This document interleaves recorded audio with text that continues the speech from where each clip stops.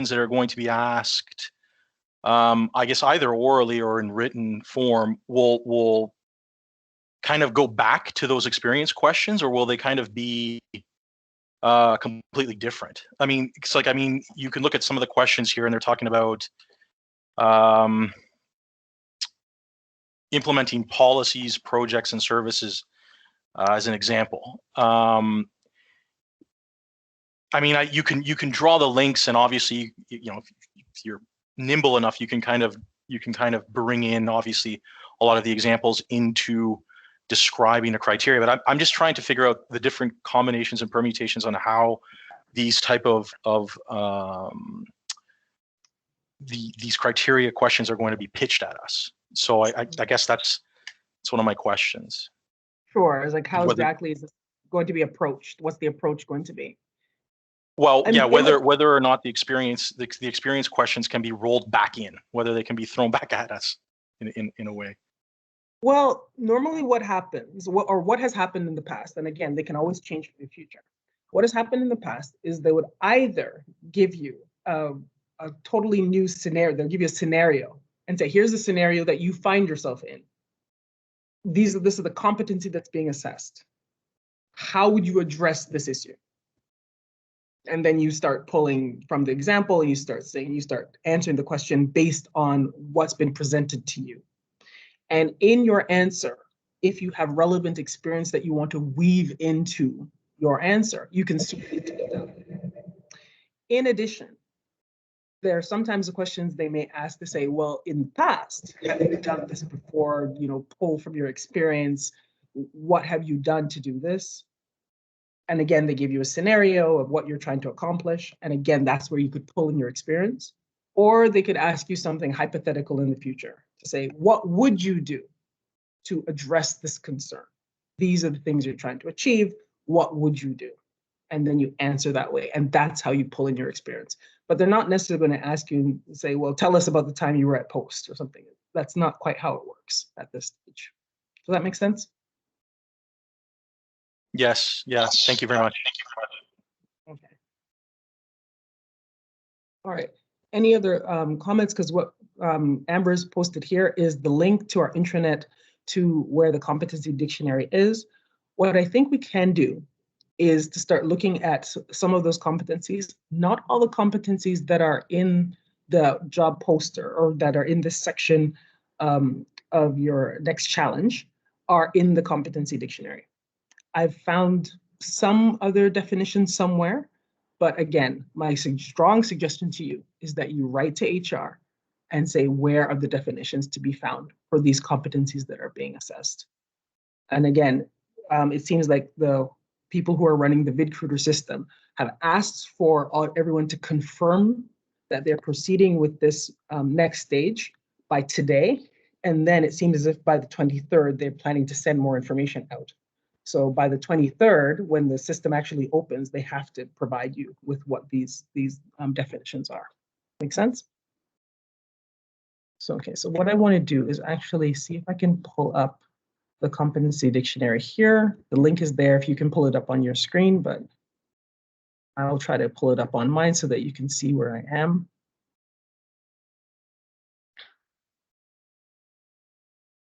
Very good.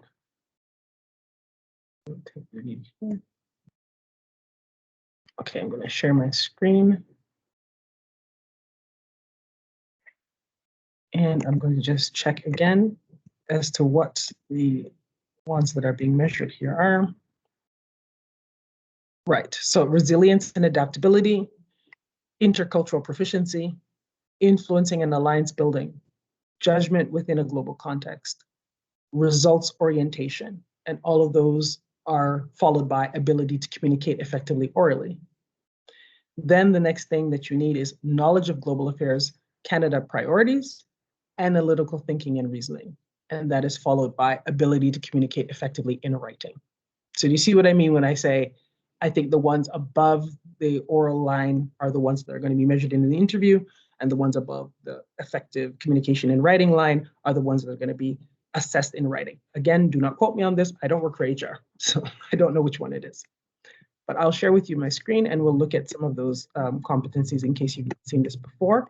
And then we can talk about what a good approach some of these would look like.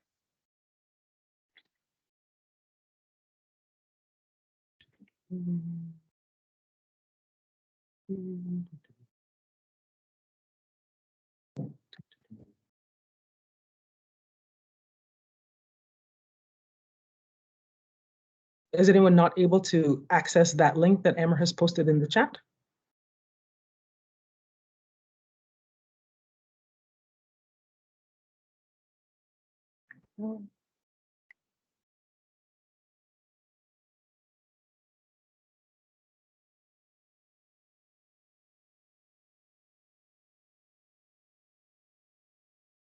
Can everyone see my screen?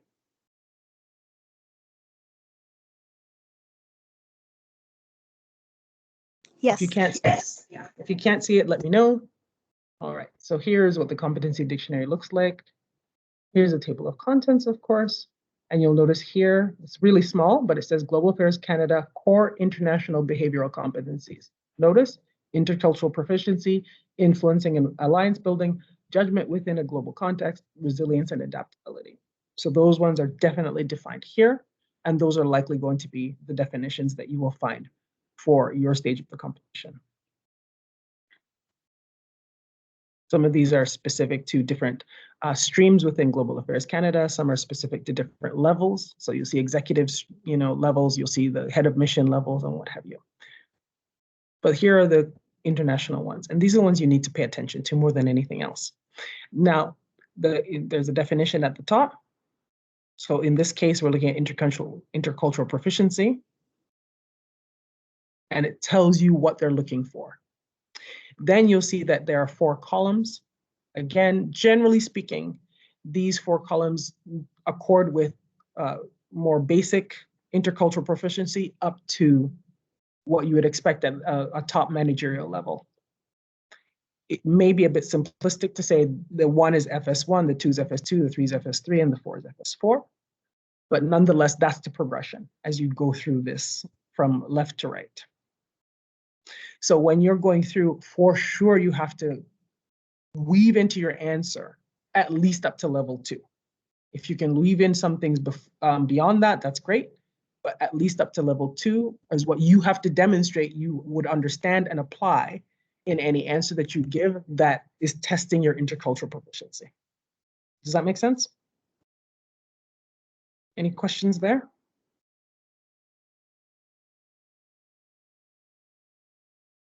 We'll continue on to the next competency. What we're going to do afterwards is we're going to use a couple of questions that were circulated in the FS1 practice sessions, and we'll look at a couple of the competencies, and we'll talk about an approach to how to answer some of those questions. Here's influencing and alliance building.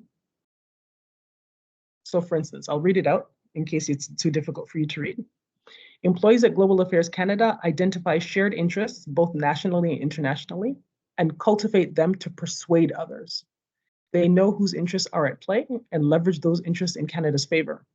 They think things through from the perspective of others and anticipate what they may need to support a position or accomplish a goal. They reach out to people and partners who could be of value to Canada regarding issues, both country-specific and global. They establish networks to gather insights and expand their sphere of influence. They collaborate with players who are diverse and dissimilar from themselves, including countries, non-governmental organizations, private sector, and cultural communities. So you'll see that the text of the definition, the wording that's used there is what gives you a clue as to what you're supposed to be doing when that competency is being assessed. If you have a question saying, suppose you're at mission and your boss gives you an assignment that you're supposed to go into different communities and you're supposed to build a program of some kind, how would you go about doing this? And what's being tested here is influencing and alliance building. Your answer needs to speak to that definition. And you at least need to show not just the main definition at the top, but you also need to show that you would pull in elements that you find here, at least under point 2. Does that make sense? Anyone have questions there? before we get into some examples?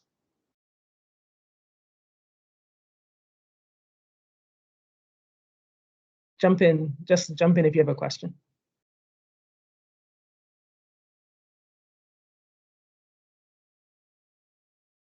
Okay. Judgment within a global context. Here's how Global Affairs Canada's employees make well-founded decisions based on the priorities and values of the organization and identify shared interests, both nationally and internationally, and cultivate them to persuade others. They anticipate how decisions will be received across Canada and internationally and adapt to their strategies and interactions with international parties accordingly. Global Affairs Canada's international context requires working in the face of uncertainty and incomplete information, assessing risks and identifying workable options. They are aware of sensitivities and know when and how to act in order to resonate with others. They know what can be realistically done. Then, for instance, under this section, again, you want to be at least at level 2, if not higher. Some of the points that are under number 2, it says selects the best decisions in moderately challenging situations by weighing the possibilities, provides tailored recommendations to the appropriate audience, to the ADM or to a recipient outside of global affairs, factors in protocol and the environment of the host country in prioritizing requests. These are the types of issues that would come to mind and that you would have to bring to your answer, depending on the wording of the question. Here's the fourth one, resilience and adaptability. Employees at Global Affairs Canada maintain a constructive problem-solving approach in environments that are unpredictable and culturally challenging. They adapt readily to change and maintain focus and optimism in the face of tasks that make personal, emotional, and physical demands. They remain calm and resourceful in a crisis. They recover quickly from setbacks and adapt strategies to address them. They seek creative solutions and they adapt personally and professionally to the conditions and challenges of living and working with other cultures. And again, at least level 2 is what you should be looking for. Does anyone need me to keep sharing my screen? Can we go back now?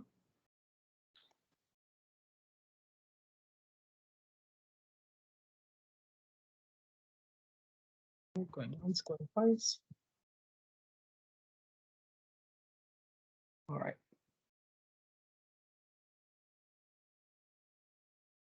Okay, so sharing is paused. Any questions just on the competency dictionary? Results orientation. That's the thing. Results orientation I have not been able to find. I do not know where that definition is. And again, you would have to go and ask HR to say, where is this definition? There's an SU on analytical thinking. Again, I've not been able to find it on our intranet. I have been able to find a similar document in the National Research Council. And I'll show it to you here. Close that window and I'll show you a different one. Or rather, I put the link here because it's a public link.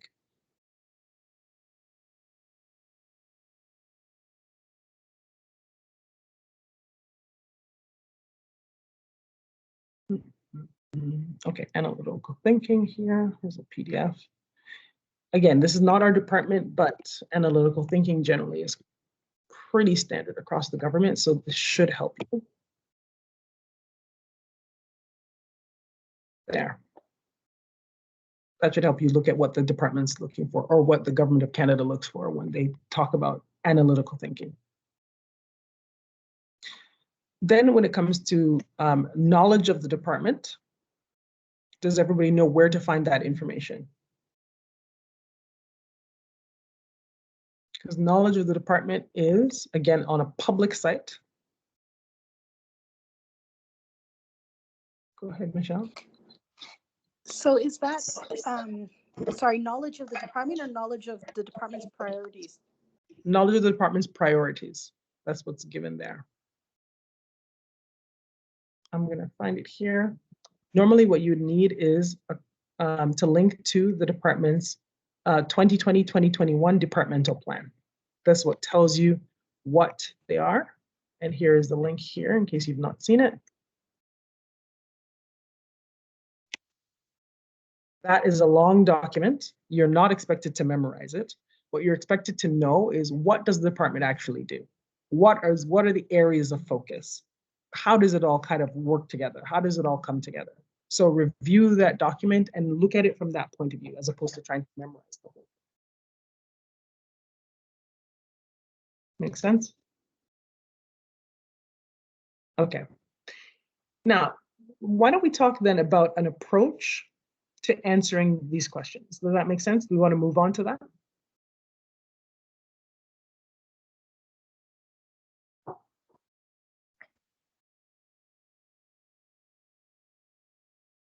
Come, you have to say, you have to answer if I ask a question. If I say you want to move on, you have to let me know. Yes, let's go. Fantastic. All right. What will happen is, more than anything else, remember, you're being judged on your ability to communicate orally and your ability to communicate in writing. And what will save you more than anything else is not just your content, not just the information that you provide, but also the structure within which you provide it. The way you structure your answer is going to be absolutely critical. So what they want to see is that you have a full understanding of what the situation is that you find yourself in, what your role is, and they need you to answer the question to say, because they're going to ask you, what would you do? How would you address this? Who would you talk to? Make sure you identify what the question is. Make sure you identify what the question is and make sure you answer that question. And then at the end, you have to tie everything together so that it makes sense. So normally what we talk about in these sessions, we talk about how to organize yourself. And one of the really standard ways to organize an answer is in the STAR format. Some of you have already heard about this format and some of you have already used it. Please let me know on the line who has not heard of this before, who does not know what this is, the STAR format for answering questions.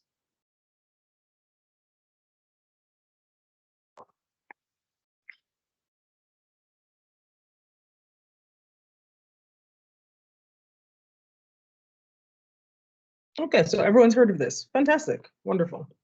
All right, so then one of you needs to explain it then if you all know it. Come, who's going to be the one to explain it to your colleagues?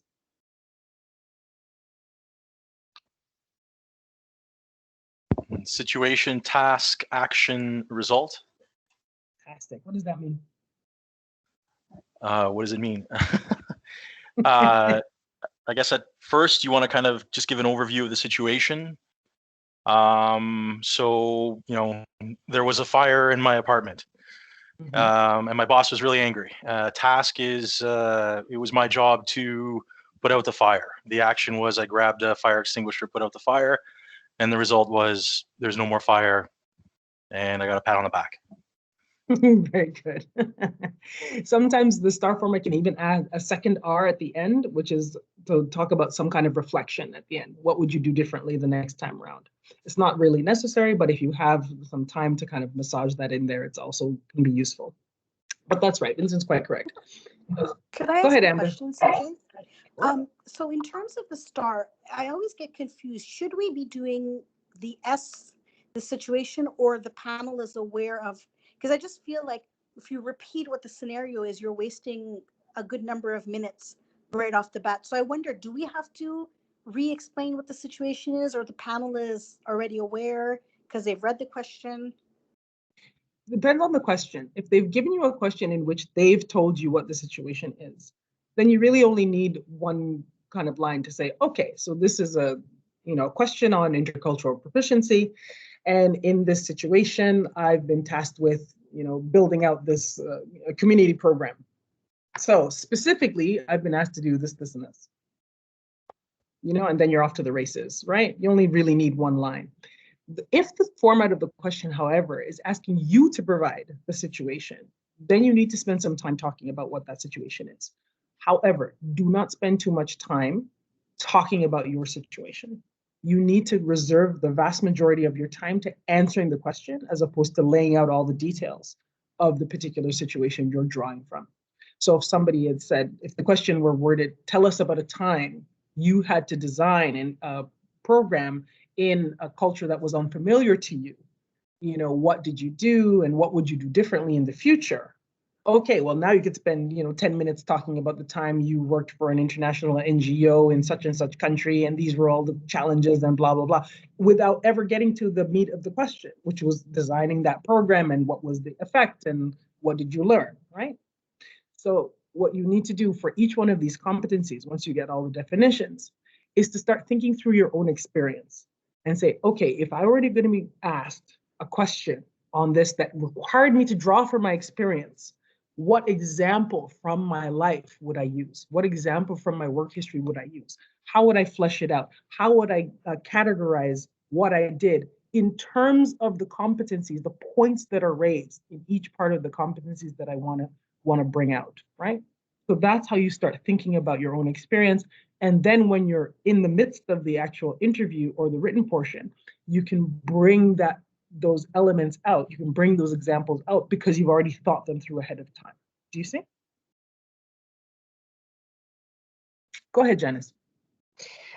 So are we to assume that the panelists are actually not necessarily from global affairs, so or that are familiar with the work that we're doing? So when we're setting up a situation, I guess because in previous VidCruiter competitions, they were not necessarily people that understood the nature of our business per se. They're kind of private assessors, let's say.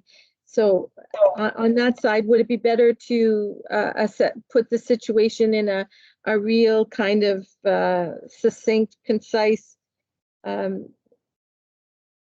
more in-depth knowledge like of the situation so that they can understand better the nature of the work that we're doing?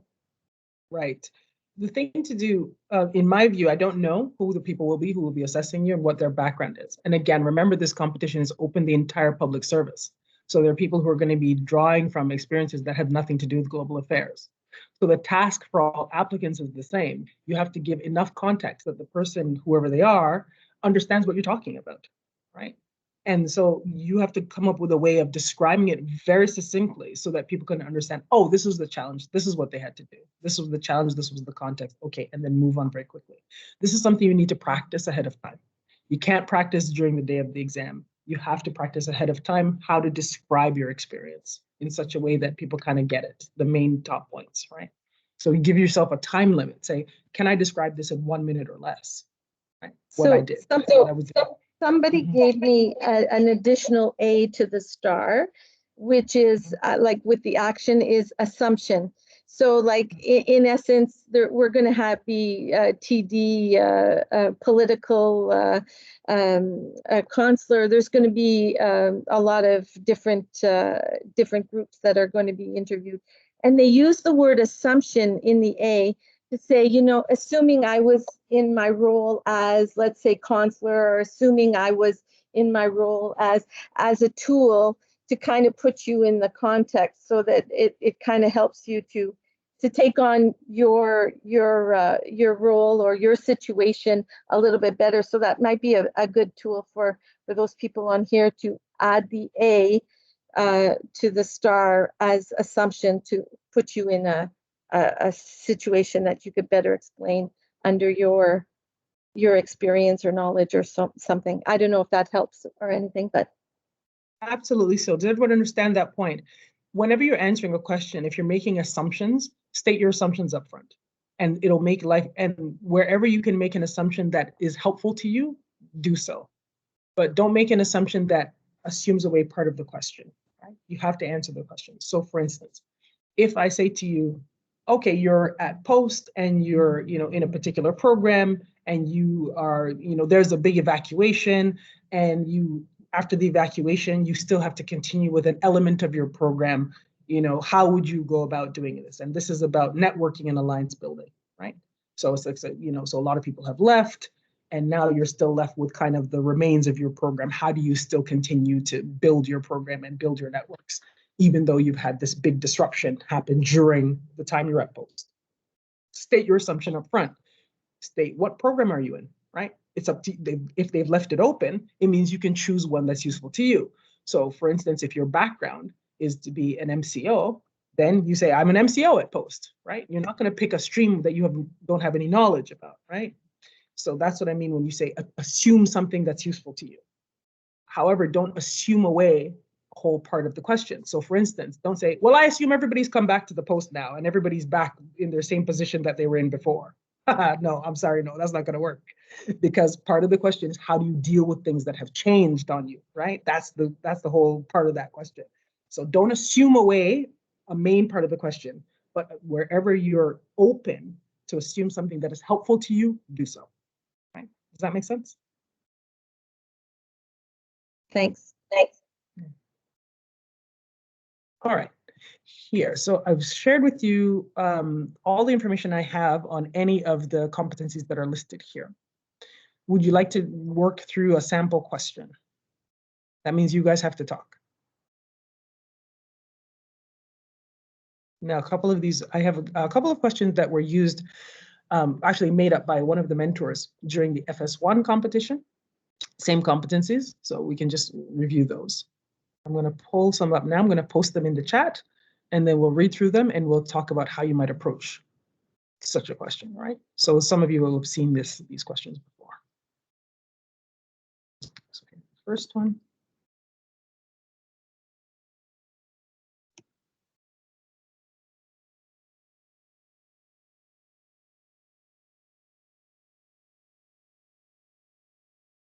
So I'll read it out for you. It's a competency is resilience and adaptability. So if you have access to the competency dictionary, pull up the definition now in front of you so you have it as well. And here's the question. You are assigned to prepare briefing material for an upcoming ministerial visit. This will require you to draft a Canadian position on a pressing, multifaceted issue. You also have to collect briefs from 4 different officers in your division, as well as officers from 5 other divisions.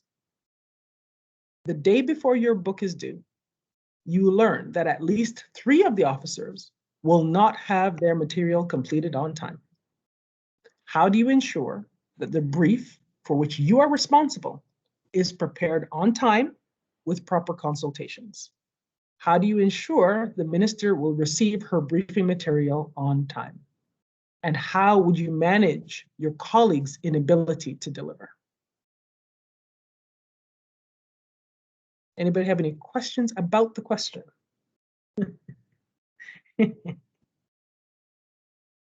I might have missed it because my line dropped, but what competency is that, CJ, that's being assessed? Resilience and adaptability. This was these 2 questions that have coming to us from our good friend Stuart Shaw in Bangkok. So he made up these 2 kind of questions. I haven't put the second one up yet, so don't worry if you don't see it. So how would you start? What jumps out to you at first when you first start to approach? Who's going to put up their hand to help? Let's have 2 people.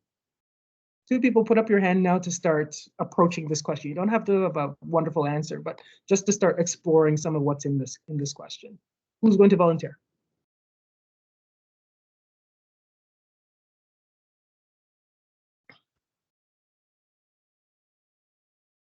So if it's for the minister, there's no flexibility at all with timing, I would assume. That would be my assumption. First assumption, great.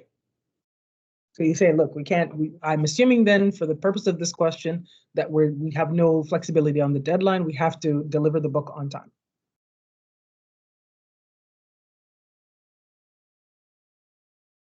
Okay, what else?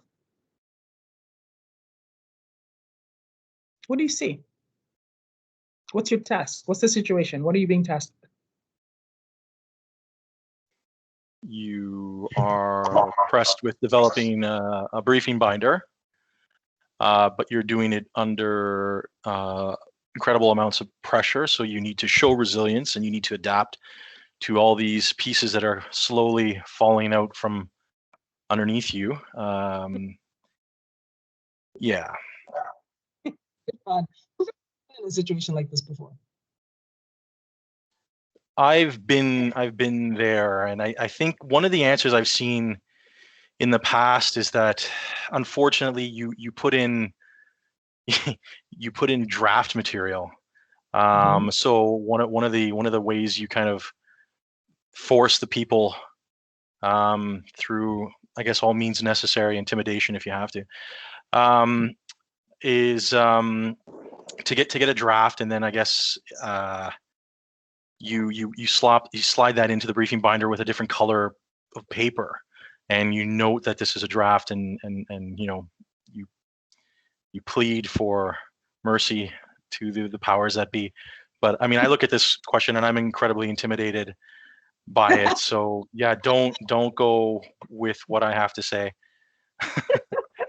Well, there are a lot of moving parts, right? And that's normally what happens. The questions that you're going to face, they're going to have a lot of different elements that you could pick up on, right? That's why I'm asking you, what do you see? What jumps out at you? Because the things that jump out at you first are going to be the bulk of the question, the meat of the question.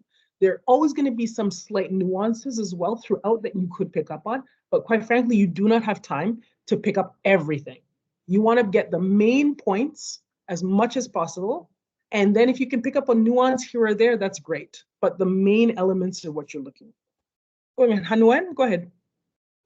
Yeah, so in my view, and I think I experienced this one in the past, so this is inability of our colleagues working in different divisions, which is totally beyond our control. And so if I were them, I would speak to my managers and asking for help in reaching out to the managers of my colleagues that failed to provide the input, to ask for a quick turnaround from them, probably at their manager level in terms of input, because no kidding, this is like briefing for the ministers, so it's not negotiable. So. Okay, so remember, there are two things that you have to keep in mind as you're doing this, yes? The first thing is understand the position that you're applying for. The position you're applying for is an FS-02 position in the department, right? So what you have to do is understand what is your role as an FS-02 officer. What is it that you're expected to be able to accomplish? And what is it that you're expected to be able to reach out to other people for help, right? If you were, say, you know, the head of mission, your answer would be totally different to this question, right? If you were, you know, if you were the head of the, if you're the director, your answer would be totally different. If you're an FS-1, your answer would be different. So that's why when you look at the competencies, you have to look at what the expected behaviors are of an FS-02 officer. Right? And that's how you have to gear your question. That's how you gear your answer, rather. So I'm looking at the competency dictionary again, and we're just going to pull up again the resilience and adaptability. Remember, this is what's being measured, right?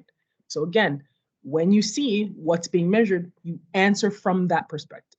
So it's not just about, well, this is what I would do. What would you do exemplifying this particular competency, right?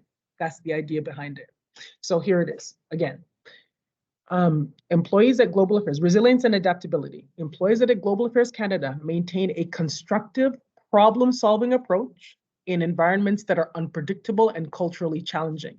They adapt readily to change and maintain focus and optimism in the face of tasks that make personal, emotional, and physical demands. They remain calm and resourceful in a crisis. They recover quickly from setbacks and adapt strategies to address them. They seek creative solutions, and they adapt personally and professionally to conditions and challenges of living and working with other cultures, right? So that's what they're looking for. They're like, okay, are you calm? Are you resourceful? What strategies do you employ? These are the elements that are in the competency. So those are the elements that need to be in your answer. Does that make sense? You understand? Just a quick question. Sure. So how kind of clear do we need to kind of be? Because I'm looking at something like this. So maybe we could have assumed that my previously mentioned statement about like putting in like temporary drafts with the intention of putting in a final document, you know, maybe an hour or two after or whatever, assuming that that's possible. That to me, you know, could be an example of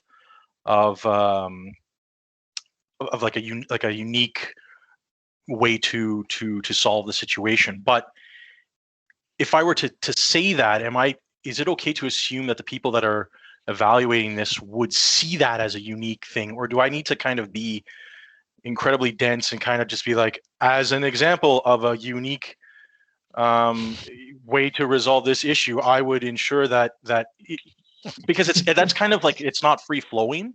You see what I'm trying to get? Like, nobody would really speak that way, but you kind of almost want to, because you just kind of want to lead the horse directly to water, so to speak. Right. So anyways, that's my question. Yeah, some of my colleagues have said, link your answer as closely to the wording of the competency as possible, because it allows the people who are evaluating you to check that box on their sheet, because that's what they have. They have a sheet and they say, here are expected responses. And when you mention things, they check them off. And the more you check off, the more likely you are to pass. That's how it works. Right? So if you don't give enough detail, then they don't have very many things that they can check. If you don't explain things well, they don't have very many things you can check. If you don't structure your answer well, they don't know what you're talking about. And then they don't have very many things they can check, right? Do you understand? So it's like that. So something like this, how would you start this question? Let's just say, where would you start? If you were going to answer this question, how would you start? You're not going to give the whole answer, but you're just going to start. The first thing I would do, as an FS-02, I probably would loop in my manager right away to avoid any surprises. I think that's really important. But in terms of the question that Vincent had, I was actually speaking to a board member. I don't know what board she was on, but she was just sharing her experience that she's seen all too often when people are just kind of reading out. We know you've studied the competency, you're throwing out some of the keywords, but that's not actually where you necessarily always get the points. It's talking and making sense of the situation you're in and explaining it through. So just kind of throwing out keywords for the competency is actually not going to get you the points. Yeah, it's not parroting the competencies that's going to work. What's going to work is if you link that competency to your answer, right? You let the competency inform your answer. So if somebody's, again, one of the points in this competency is you remain calm and resourceful in a crisis, right? You can say, look, the first thing I would do is just really, try to keep my cool, because there's nothing to be served by panicking when things are falling apart. Certainly, this is not the first time this has happened. It won't be the last time. So I would just kind of marshal my own resources and try to make sure that I can gather as much information as possible. And in order to try to see what resources are available to me, I would go and talk to my manager immediately to try to figure out what strategy we would employ, or I could employ, to make sure that the briefing book gets completed as best as possible on time. See? That makes sense? You see how you link that language of the competency into your answer, as opposed to just repeating what's in the chart. Because if you repeat what's in the chart, well, it's kind of like, well, that's not the greatest thing. You have to link it. You have to show that you really understand it. Yeah. Go ahead, in terms of creativity, there was one more thing that I thought. It's a really good question. It's actually quite stressful when you hear the question, because we've all kind of been through it before. But other than speaking to my manager, when I speak to him or her, I would actually ask for some support. So whether that's somebody in my section, like an FS1 or whatever, an administrative assistant, whoever it is, that can provide me support to almost be like a chaser to go and get the information. Where are those briefing binders at? First of all, to just get a status of where those binders are. They might be in fairly advanced condition, which may just require some follow-ups and whatnot. So certainly doing it myself in with such a tight deadline may not be such a great strategy. So I think in terms of being creative, I would speak to my manager, explain the situation, and say, look, I'm going to need some resources and support to be able to make this happen. And then, when you have the support and you have somebody who's working with you or a team that's working with you, it's a lot easier to kind of dispatch people and kind of go get the answers that you're looking for.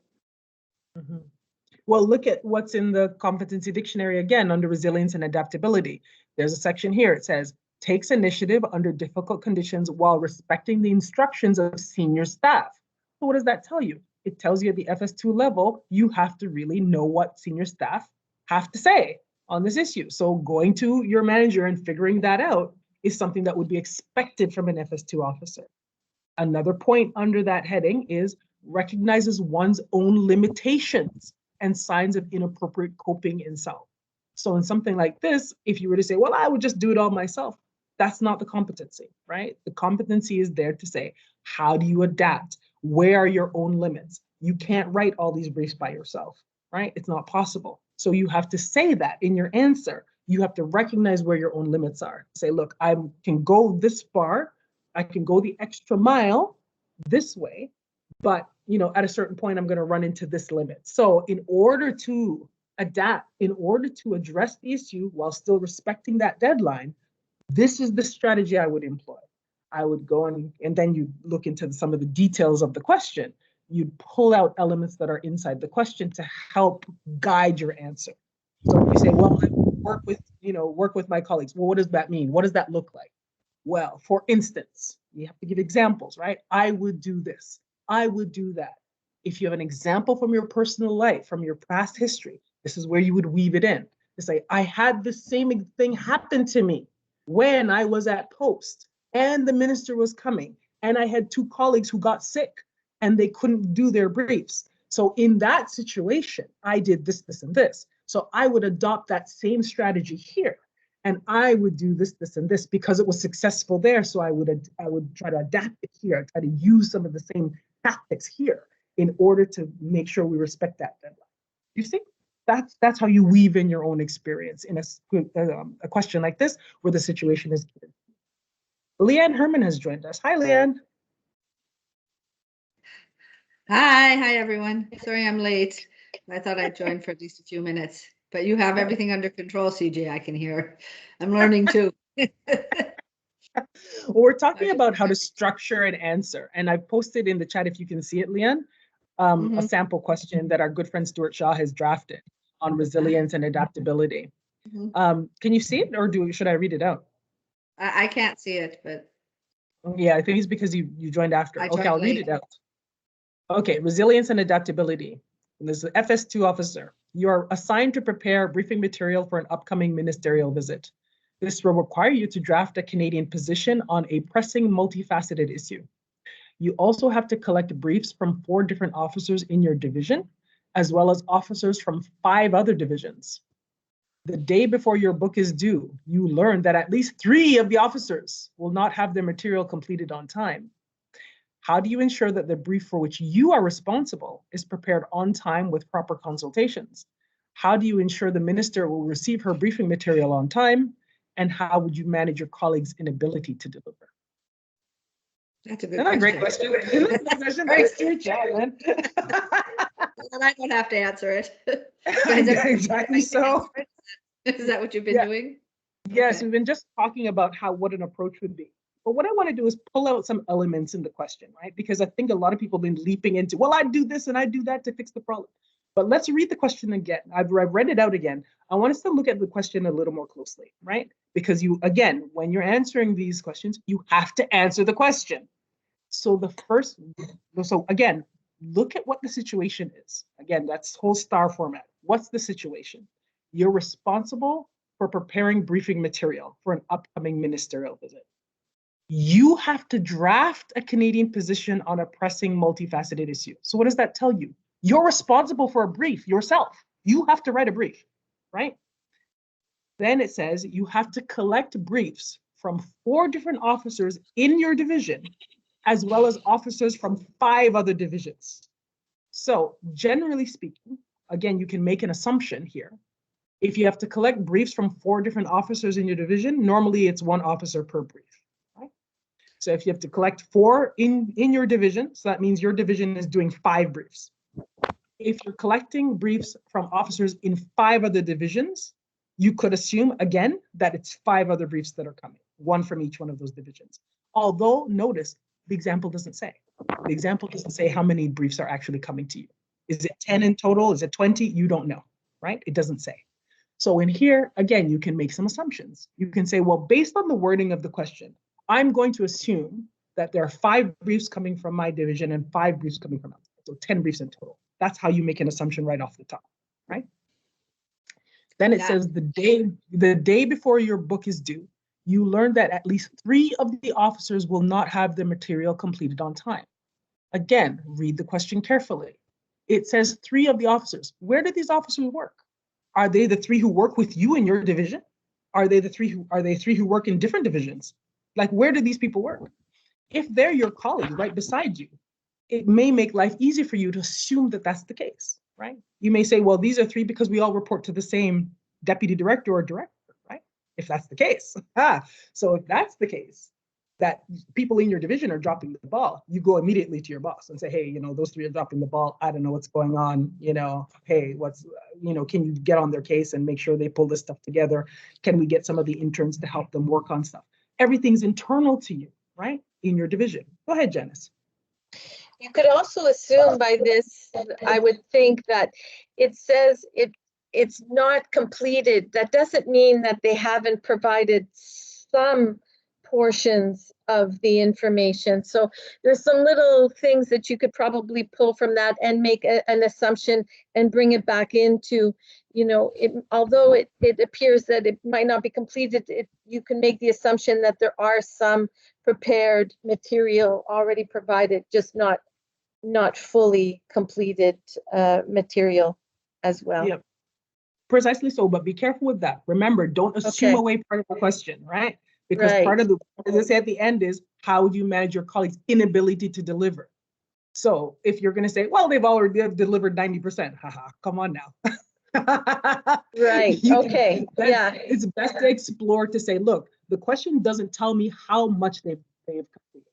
So if they've completed a good chunk of it, 90%, then it makes my life easier because we could do this, we could do that. If they've only completed, say, 20%, then I'd have to use a different strategy because blah, blah, blah. You see? So don't assume away part of the question. Right. True. Okay. Yeah. No, that's good. Okay. So then look here. It says this is the day before your book is due, right? Again, it's the day before. What can you do? You can make assumptions again. You can make an assumption that you find this out at the beginning of the day before the book is due, and that the book is due at the end of the day of the next day. Because what does that do? That gives you 2 working days in which to solve this problem. You can give yourself this amount of time, right? Because it doesn't, again, the question doesn't tell you what exact timing you have, right? So you can assume that, right? Give yourself a hand there if you're going to be assuming things. Here it is. Here's the first question. How do you ensure that the brief for which you are responsible is prepared on time with proper consultations? So what's the question there? What's the question? Does your brief have anything to do with anybody else's brief? Does the question say? No, the question has told you that you are responsible for a brief to draft a Canadian position on a pressing multifaceted issue. And it's told you that you're assigned to prepare that briefing material and to collect briefs. So you have 2 tasks, right? The first task is to prepare your own brief. The second task is to collect everybody else's, right? So you have to answer that question. How do you make sure that you finish your brief on time while going and making sure that you collect at least something from the other people who have to hand stuff in, right? Do you see that there are 2 questions there? So go ahead, Janice, do you have a question? Sorry, no, I should have removed my hand. Sorry. I apologize. No problem. So who would answer that question? How do you ensure that the brief for which you are responsible is prepared on time with proper consultations? What would you do? And again, referring back to the competency.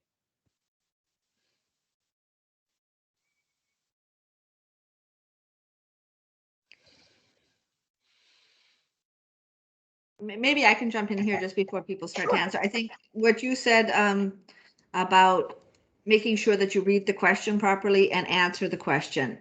Like that gets most people, that they don't answer the question exactly what you're being asked. You go off on a tangent and you talk about other stuff and you miss the question. That's super key, is to answer what they're asking you. You don't have to give more, but you have to answer that question, because if you don't answer it, they can't mark you.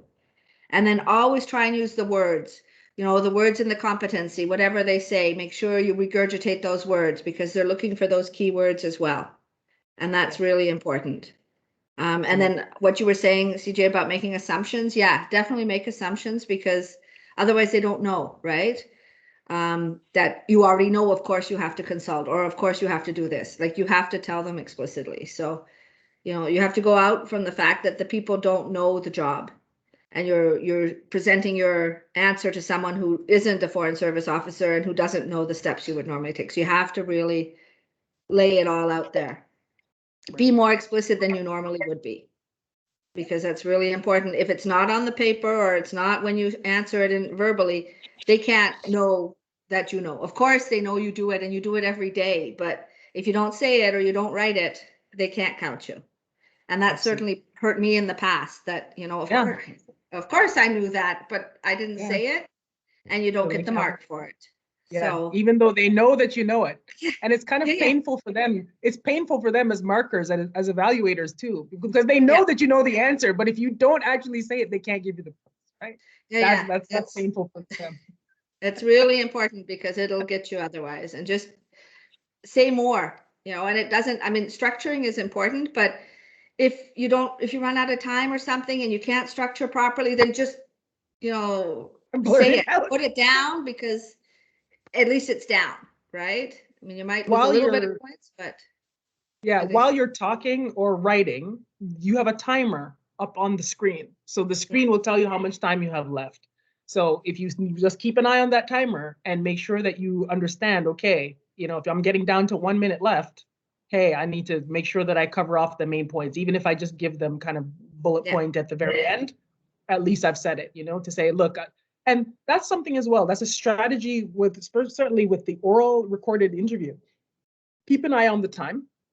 And if you note that you're down to, say, a minute or so and you haven't really covered everything, you can say that in your interview. Say, I see that I only have about a minute left, and I really want to make sure I cover off the points that I want to make, even if I don't have time to flesh them out.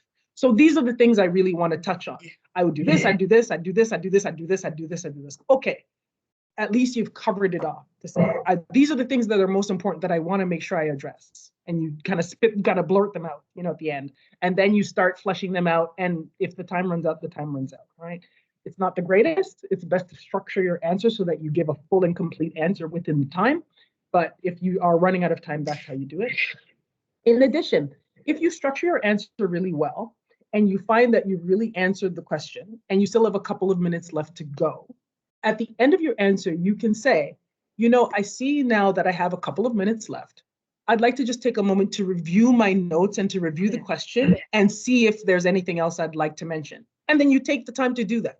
You just stop, you read, the question again, you look at the notes that you made in that 10 minutes preparatory time, and then you see if there's anything else. You say, oh yes, actually, I wanted to add. And then you add that piece and say, and also there's this other piece I neglected to mention or wanted to flesh out some more, and you add that piece. You see? So that's how you definitely won't be penalized for that. It's better to do that. Take the time if you have a few minutes left at the end. And it's intimidating just talking to the screen. Right. Because it's like this. It's like this. So like here on this platform, where if you don't have anybody else's picture on the screen, you're just looking at yourself. That's how BidCruiter looks. Although I must say it's probably easier now that we're used to a year of MS Teams and stuff, because when we did it for the first time they tried it was like a year and a half ago for the EX one, and we hadn't done that kind of stuff before, but now maybe everybody's used to it, but it's awkward to sort of talk to yourself. So you can also cover yourself up if you don't want to look at yourself. Just don't turn off your camera, they need to record your face as you're talking. So no, of course, but you can like cover your little cover your own screen if you want. But so does anybody have an answer to CJ's question there? Okay, go ahead, Vincent. So just looking at the question, obviously there's multiple questions to the questions. Would an appropriate means to answer this be to kind of parse out and kind of star, or in this case more tar it, because like the situation is pretty well adapted or explained, sorry, and kind of just attack it that way. So I'm just going to go back to this. I don't have the screen open here. Okay. But I would stop you there for a second. As you're looking for that, understand as well that in that STAR format, the whole situation is laid out there. But what you really should do is pull out what you're going to answer, right? That's the S for you. That's the situation for you at the beginning. Yeah, okay. Fair enough. Pull out just to say, look, I'm in charge of two things to show that you read the question properly. I'm in charge of two things. One, it's preparing my own brief in the situation. The second thing is collecting these briefs, and some of them are coming in late or are going to be completed on time. So those are the two things in this situation that I'm responsible for, and it's a ministerial visit. And here are the assumptions that I'm making. I'm assuming that it's I'm a trade person, so it's a trade, it's all trade. And I'm assuming this is the number of briefs, and I'm assuming that the people who aren't going to be completing on time all work in my division. Okay.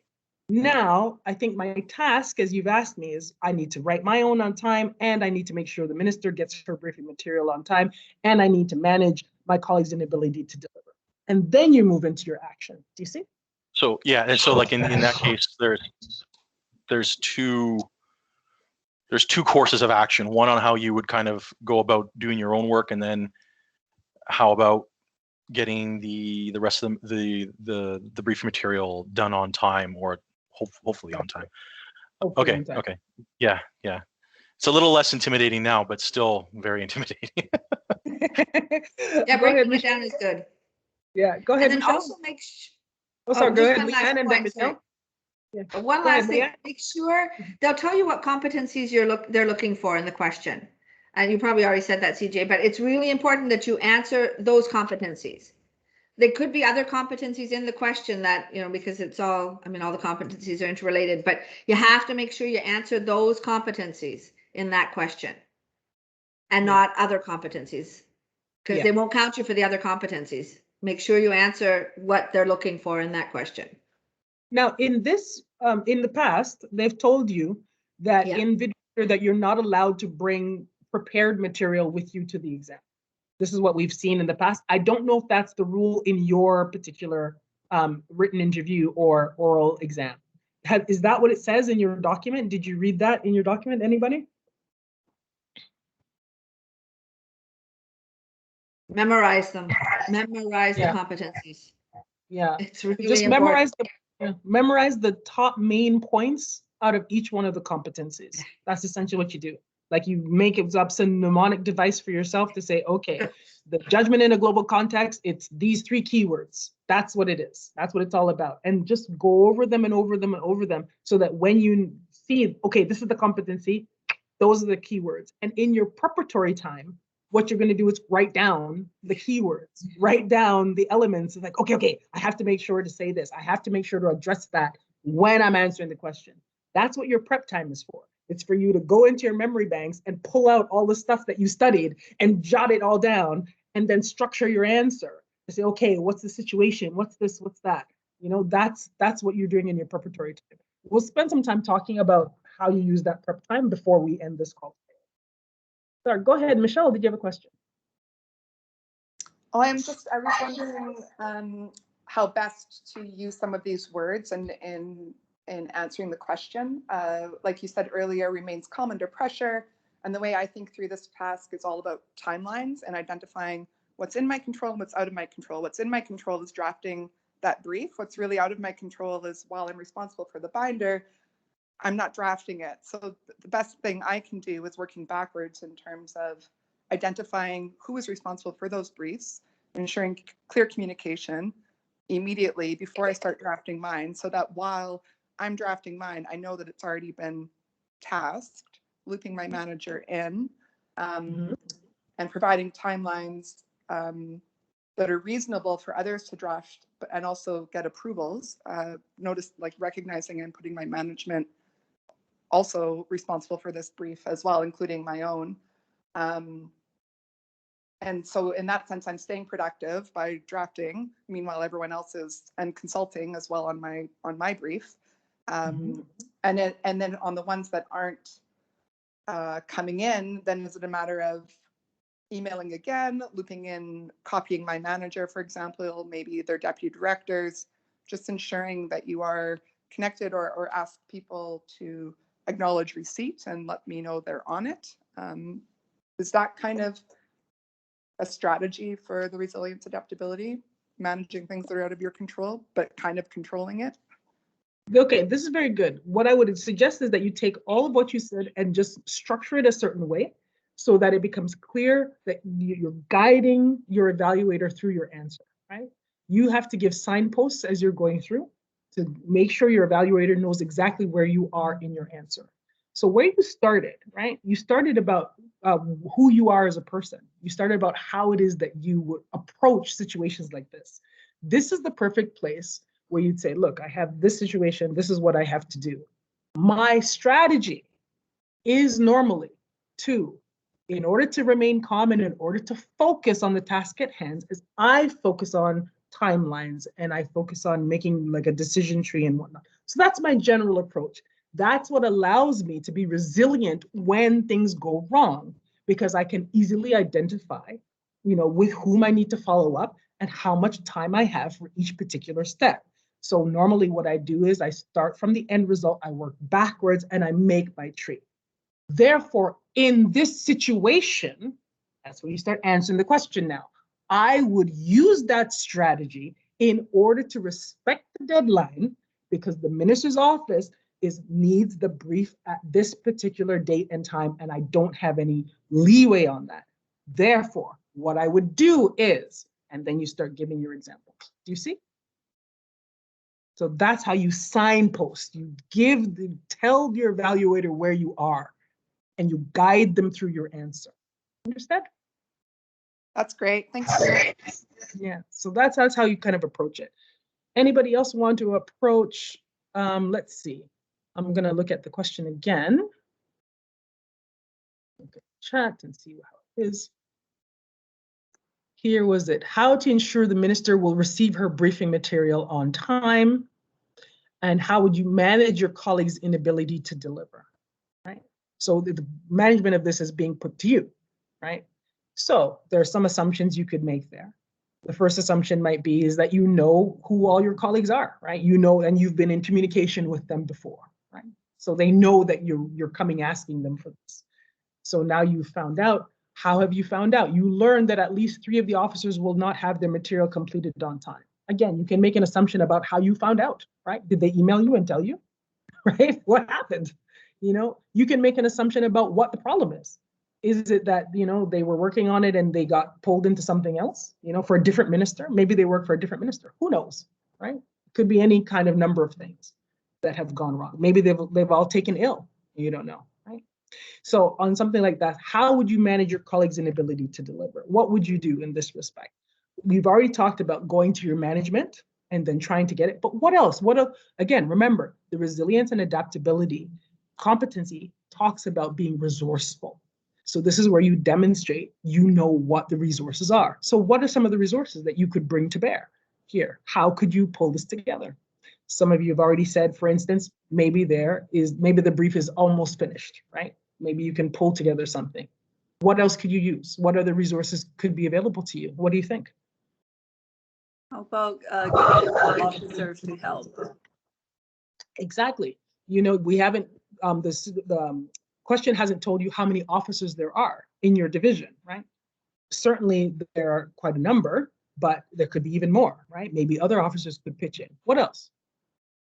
Previous visits, you could use similar notes, and maybe not just different officers in your mission, but officers in the neighboring missions too. If they have time to help, maybe they can.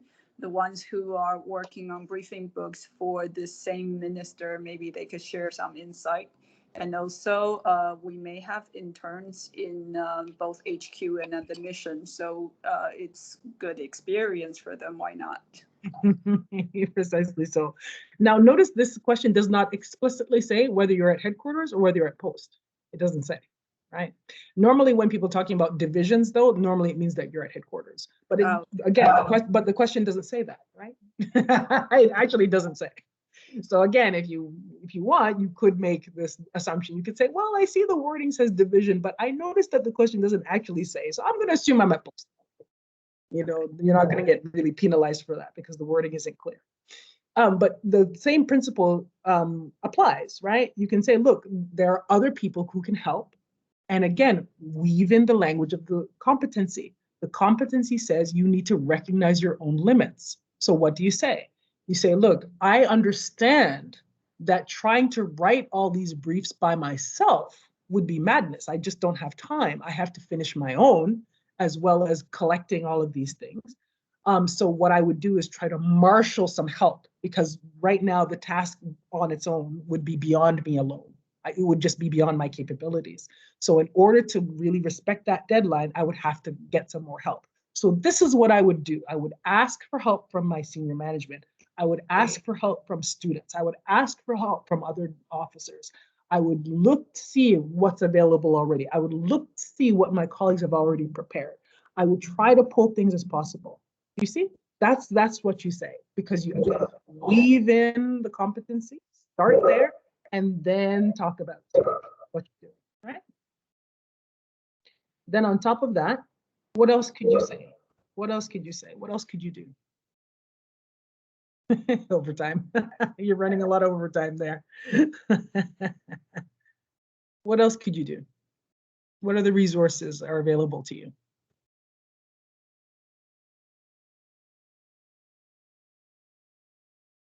Who else could you talk to?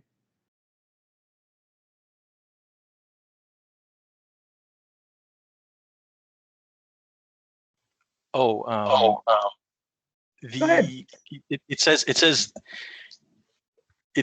I'm just trying to see if there's a definitive time that it has to be. It doesn't say exactly like it has to be done by 5 p.m. You could throw up a Hail Mary. You can throw up a Hail Mary and ask for an extension. Yeah, you could say, look, at the very least, if push came to shove, you know, you could talk to your manager and say, can you request an extension from the minister's office? Or could you ask your boss, or could you contact somebody in the minister's office and let them know what's going on, right? So 3 people have fallen sick. Again, you can make the assumption it's that 3 people have fallen ill, and that's why they can't produce, right? So to say, look, we're pulling together as best we can. Is it possible to get an extension? Can we give you this part of the briefing book, and can we, you know, give you this part late? Or can we give you this part that's, you know, kind of not the greatest? Can we have some time to revise it later on? You know, these are the kinds of things that you can try to see if you have some leeway on it, right? Go ahead, Leanne. Yeah, just so you know, like you don't talk to the minister's office, you talk to DCC. So you always talk to the briefing unit, right? Like you wouldn't go and call the minister's office. We never do that. That's to your own peril. Right, but exactly. You go through the briefing unit. Yeah, it's always a briefing. Yeah. Yeah. It's whoever your contact is for these briefs. Is the person whoever the contact is for their briefs. Yeah. It's normally it's a good idea to ask for an extension, and ask for an extension as early as possible. Like if you see that you're not getting your brief, say, you know, and there's usually some flexibility, but yeah. But remember, Leanne, is that people who are, so the competition is open to the whole public service. There are people who don't know how these things work. Oh, it's not the internal one, it's the no, it's the whole public service, right? So again, if you answer, so whatever you answer to say, look, you talk to whoever your contact is, whoever's collecting the brief material on the other end. You don't need to know who it is. And there's not, especially not the FS2 levels, they're not expecting to know all these intricacies. And certainly not if you're coming from outside the department. There's no way you're going to know any of these stuff. But the principles are there, right? There's somebody at the other end who's expecting this brief at a particular date at a particular time, right? So you need to get a word to that person to let them know that something has gone on. Right? That makes sense? And go ahead, Susan. Yes, so in this situation, do you normally try to find like 2, 3, 4, 5 solutions and then present to your manager, or do you go straight to the manager and then brainstorm a list of solutions together? It depends on what competency you're asking, right? This particular situation, something like this, again, all of it really depends on the circumstances. But certainly you need to alert your manager, and at the FS2 level, you would be expected to come with some kind of overview of where things stand, right? You're not an intern, right? You're not somebody who's like, oh, I just saw this problem and I don't know what to do. No, you're FS2, right? You're supposed to be kind of competent in yourself. You go to your manager and say, look, need to bring something to your attention. You know, the briefing book that's due tomorrow, we've run into a problem. At least 3 of the officers aren't going to have their briefs in on time. Okay, so what I can tell you is that I'm responsible for my brief. That's going to be in on time. And this is how I'm making sure that I've done all my consultations. But in terms of collecting from other people, you know, I know that I can collect this many, but these 3 are going to be late. Okay, can this is, you know, what do we think we can do with that? You know, I'm certainly willing to do what I can to help you, but what do you think? You know, boss, help me out here. Okay, thanks. What do you think, Leanne? If you were the manager and your FS2 came to you, what would you expect your FS2 to say to you? Yeah, I'd expect them to have some options for me. You know, this is a situation, and I you know, I've tried this, and this, and you know, perhaps we could try this, or I would recommend that we do this. So yeah, I think that's fine, but definitely I would expect them to come to me as soon as possible and not wait till like the absolute last minute to say, oops, sorry, the briefs aren't ready. You know, like that's not a good strategy.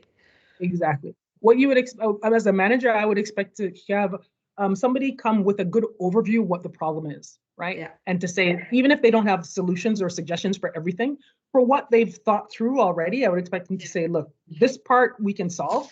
I can do this, I can do that, and I think I can pull in this person to help on that. But these other pieces, I don't quite know what to do with. And then to say, these are the 3 elements that, you know, I'm not sure how to proceed, but these are the problems, because you need your subordinate to tell you when they see something going wrong, right? Yeah, definitely identify. And as early as possible. So as early as possible, absolutely. Yeah. Yeah, so that's certainly true. Okay, I said we were going to talk a bit about how you use that prep time at the beginning. So the prep time at the beginning of each question is for you, again, you see the competencies, you see the question, you should have paper and pencil or whatever note-taking device that you use right there. And when you read, the first things you should be writing down are the things that jump out at you, right? You make notes on those, right? To say, okay, I have to address this, I have to address this, I have to address that. Okay, this. When you see the competency, that's when you start downloading your keywords to say, yes, these are the things I have to say. These are the elements that I have to make sure I address in my answer, you know, to this question, right? Because again, if past history is a guide, you won't be able to bring the competency dictionary with you into the exam, right? So that means you're gonna have to memorize it. And so this is your chance to download everything. So now you have all this mess on your paper. Then you organize your thoughts. This is where you put in your structure. You start saying, okay, so what exactly am I being asked to do here? This is the structure. What assumptions can I make? You know, so you go through, you read the question one time, you jot all kinds of stuff down. Go back and read the question again.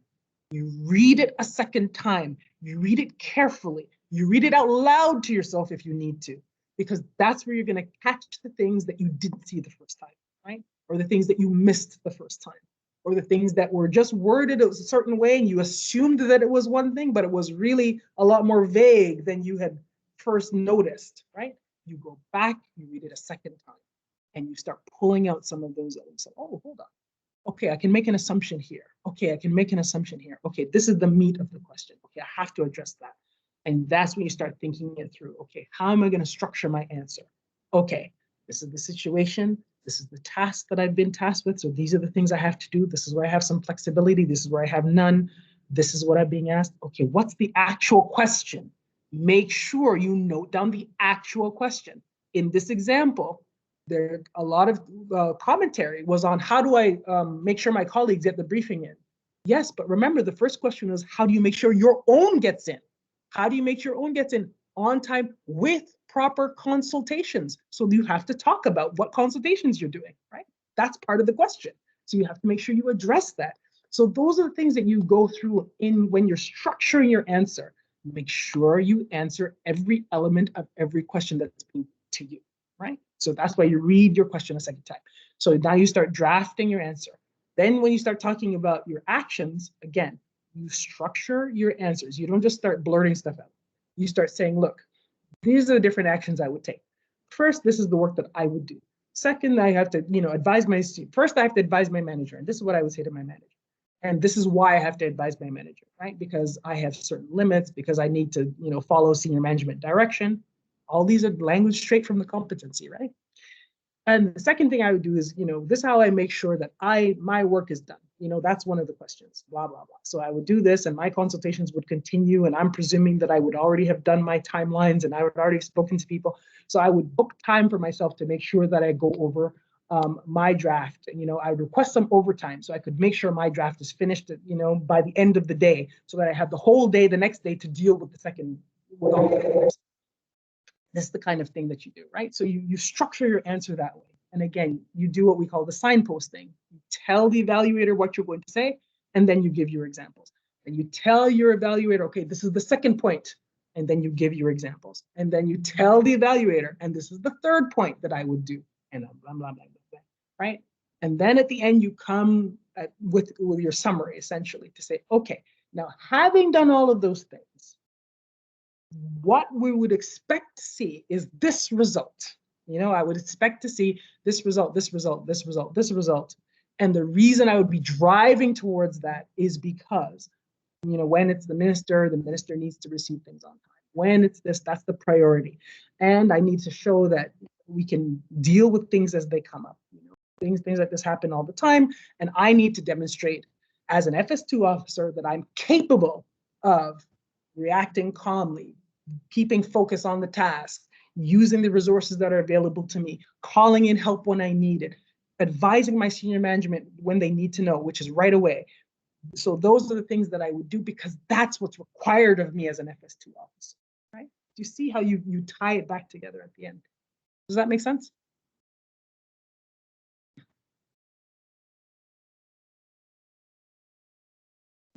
Yay, happy with that. Are there any questions there? That's awesome, CG. That was very helpful. Glad to hear it. Okay, so that's how you spend your time in the 10 minutes. And then when it comes to the light goes on and you start talking, that's it. That's showtime, right? So you start giving your answer, and you give your answer according to your paper. Again, keep an eye on the time. Keep an eye on the time. And if you need to, you just say, look, I don't have a lot more time. I'm just going to go really quickly through the rest of it. Don't race. Don't race. Don't say things in such a way that nobody can really understand you. But you just say, look, I just have a couple of bullet points here. I would advise the minister's office, through our contact there, and make sure that they know what's going on, or whoever is collecting the briefing book material. Would also call in some interns, and I would also call in some help around, in my own division, because, I'm going to need lots of help to get through this. And that's what I need to do in order to make sure that I don't push myself beyond the limit. Okay, thank you. And that's, if your time cuts off, that's that. If you have extra time, you go back to the question again. Read it again. Doesn't matter if they're filming you reading. Doesn't matter. Who cares? You say, look, you tell them what you're doing. You say, look, I'm just going to take a moment and just read through the question again and make sure that, I've really answered every element of the question. And then any nuance that you find in there, if you want to mention it, if you want to talk about it, that's great, because the more you say, the more they can mark. Yeah, makes sense? CJ, can I just add, I only have experience from the FS1, but I found, and I think others that I spoke to did as well, 10 minutes just flew right by. Like, It's amazing when you start talking how quickly the time, even the preparation time, so 20 minutes, it just flies by. But what I found helpful, and some have mentioned this in other kind of similar sessions, is not to actually write full sentences out when you're preparing your answer, but it's to use maybe a thicker pen or like a Sharpie, for example, on a piece of paper, and just write out some of the key things that you want to speak about in an effort to save time, so that when your 10 minutes to actually present your answers begins, you're not reading it out, but you have the rough kind of points that you want to discuss, and you fill it in as you go. Precisely so. Precisely so. I mean, that's not the writing exercise. The writing exercise is different. I don't have experience myself with the writing exercise, but there's similar in terms of how you have to structure your answer. You have to think things through. But when you're making your preparation, your preparatory notes, when you only have that 10 minutes, I mean, you're not writing a big essay, right? You're writing down things that are going to jog your memory. You're going to write down things that are going to help guide you and suggest to you the things you need to say or the things you need to write when you're addressing the particular question that's being asked.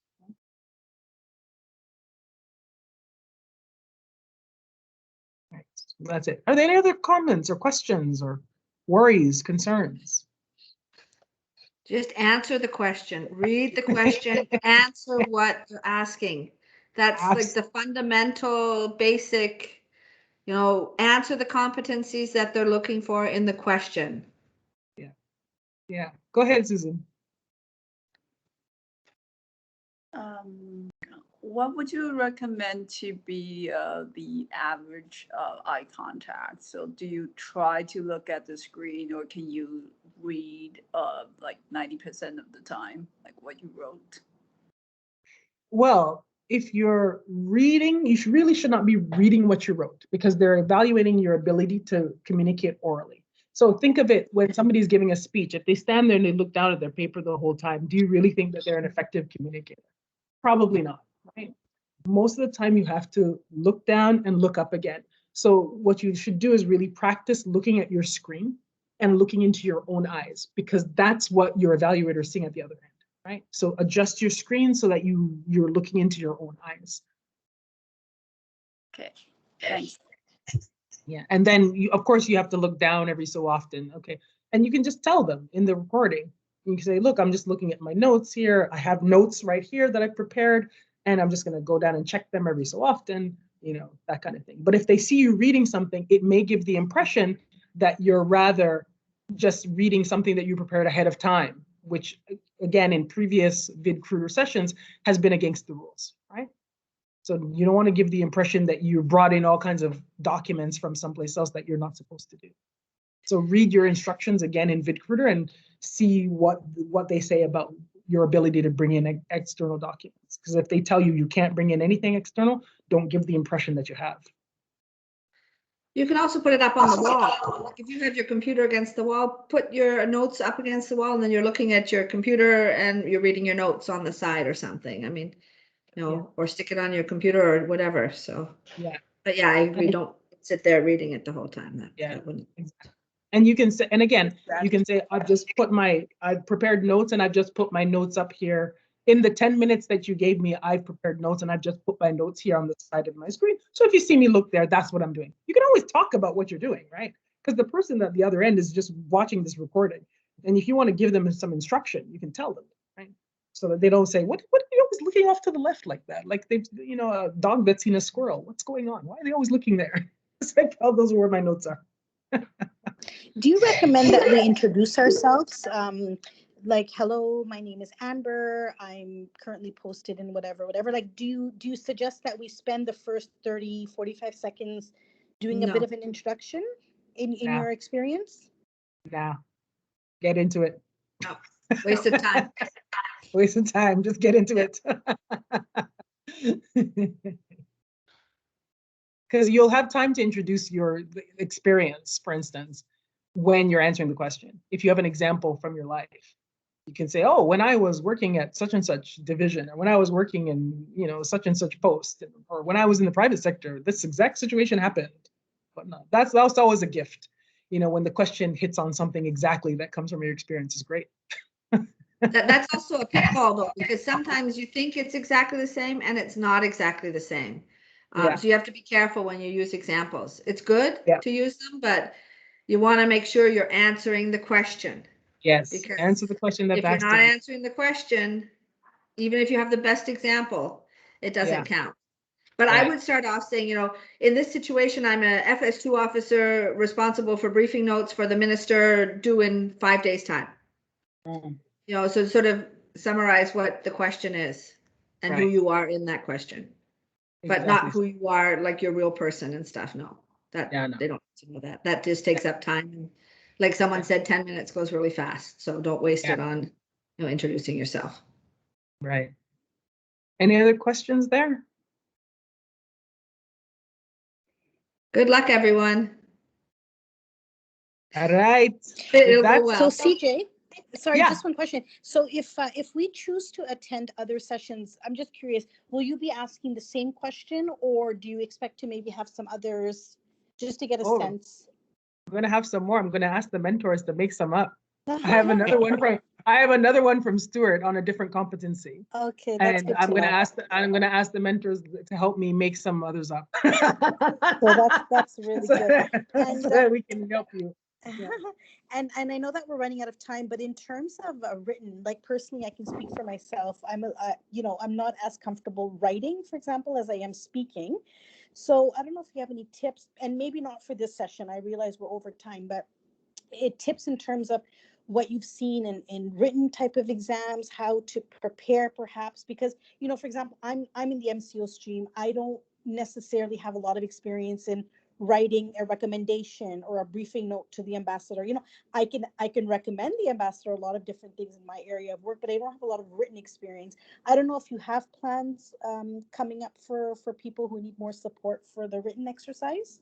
Yeah, I'm hoping what will happen is those of you who ask for mentor help is that you'll concentrate on those written exercises. That's the idea, right? Because it's one thing to practice the oral answering, but you also need to practice the writing. So what I'm hoping to do is to say, look, here are some suggested prompts and prepare some written answers and go over those written answers with your mentor. Yeah. Will other sessions be recorded as well? Yes, that's our plan. I remembered it late today, but I'll be better in future sessions. Thank you. Yeah, no, because I figure I'm looking at all these sessions, and aside from the one that's I mean, all of us here, I think if I looked properly, we're all kind of in the Asia time zone. So the only other one that kind of works is the one on the 24th. So it'd be great to hear what you have to say on the afternoon and evening sessions. But this has been incredibly helpful. Thank you very much for this. Okay, you're very welcome. We're happy to do it. Thanks to Leanne. Thanks to all of you as well. Excellent. Yes, thank you. It's all you, CJ. You've corralled us. So. Appreciate it. Thank you so much, CJ. Yeah. Very helpful. Awesome. Good luck. Thank you so much. Good luck to all of you, and we'll probably see you in some future sessions as well. Bye. Thanks very much. Have a great day. Hey, everybody. Bye-bye. Bye-bye. Thank Bye-bye. you. Bye-bye.